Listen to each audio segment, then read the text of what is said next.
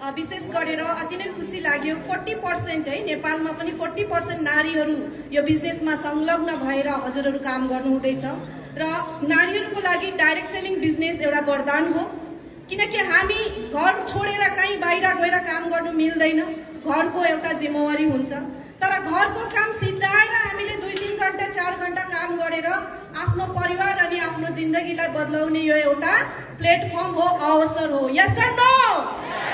so एकदमै खुसी छु म अनि congratulation all healthy living Nepal family 4 वर्ष कम्प्लिट अनि तपाईहरुले 16 वर्षमा भएको इन्डियाको कामलाई 4 वर्षमा तपाईले प्रुभ गर्नुभयो कि यस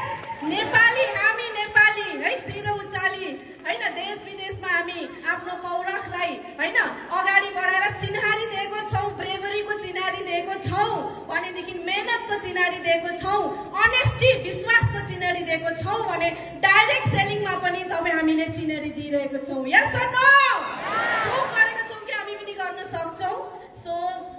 म के भन्न चाहन्छु भने सबै एचिभर जति पनि हुनुहुन्छ कंग्रेचुलेसन र हामी के भन्न चाहन्छु भने 13 सालको मेरो अनुभव हजुरलाई अलिकति शेयर गर्न चाहन्छु समय कम्ती भए तापनि हामी काम गर्दै जाँदाखेरि एउटा सक्सेसमा पुग्छौं 5 लाख 10 लाखको इन्कममा पनि पुग्छौं लेभलमा पनि पुग्छौं तर मैले 13 वर्षको जर्नीमा यस्तो पनि देखेको छु टप लेभलबाट डाउनमा धेरै तल गएको पनि देखेको छु सो अघि सरले तेम्बा सरले भने जस्तै हामी खुसी हौं रमाउ एक्साइटेड हौं है हामी खुशियाली मनाउ अचिभमेन्ट भएको छौं तर सन्तुष्ट हुनु भएन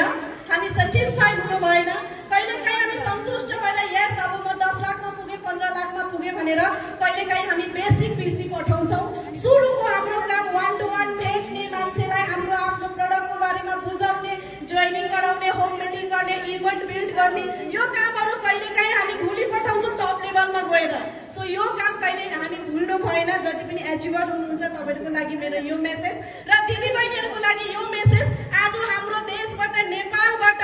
आजको दिनमा 40,000 50,000 को लागि दिदी बहिनीहरु विदेशमा ज्यान र इज्जतको बाजी लगाएर काम गर्न जान्छन् यस सर नो के दिदी बहिनीहरुलाई हामीले रोक्नु पर्ने छ यति धेरै दिदी बहिनीहरु हामी मिलेर 10 जना चेलीहरुलाई पनि नारीहरुलाई पनि हामी यहाँनिर लाख रुपैयाँ कमाउने सिकायौं भनेदेखि आउँदो जेनेरेसनले आफ्नै देशमा आफ्नै बाजे बोजूसँग आफ्नो नाति पलातिनीसँग बसेर आफ्नो जीवनलाई इन्जोय गर्न सक्नेछ र आफ्नो परिवारदेखि छुटिने छैन हामी सबै मिलेर यो काम गर्न सक्नेछौं यस सर नो तपाईले यो मेरो सोचमाथि तपाईले विश्वास गर्नुहुन्छ यो सोचमाथि तपाईले काम गर्नुहुन्छ आउँदो जेनेरेसनलाई मैले एउटा भिडियो देखेको थिएँ कि त्यहाँ भनिरहेको थियो हामी नेपालमा छोराछोरी जन्माउँछौं पढाउँछौं युवा बनाउँछौं विदेश सप्लाई गर्छौं भनेर एउटा मैले लाइन सुनेको थिएँ यो विदेश सप्लाई भनेको चाहिँ क्यानाडा अस्ट्रेलिया युथहरु पठाउनुबाट हामीले यो बिजनेसबाट रोक्न सक्छौं आफ्नै देशमा रमाऊ आफ्नो बाउआमा छोराछोरी बुहारी ज्वाइँ सबैजना नाता नातिनी एउटै परिवारमा बसेर हामी आफ्नो जीवनलाई एकदमै राम्रो बनाउन सक्छौं के विश्वास गर्नुहुन्छ यो बिजनेसलाई डाइरेक्ट सेलिङलाई विश्वास गर्नुहुन्छ सो यदि यो सोचले हामी काम गर्यौं भने पैसा आफै आउँछ नोबल सोच लिएर कसैको राम्रो भलोको सोच लिएर हामी अगाडि बढ्यौं भने यो बिजनेस एकदमै इजी छ बस टिक्नु होला सिक्नु होला टिकेर बस्नु 4-5 साल सिक्नु लगातार नछोड्नु होला अनि छोटो छोटो सर्टकट बाटोहरु धेरै आउँछ अघि तेम्बा सरले भने जस्तो केही नहेर्नु होला कसैको पनि नहेर्नु होला आफ्नो जे छ त्यो माथि अडिग रहेर जबसम्म आफ्नो सपना पूरा हुँदैन लगातार काम गरिरहनु होला हुन्छ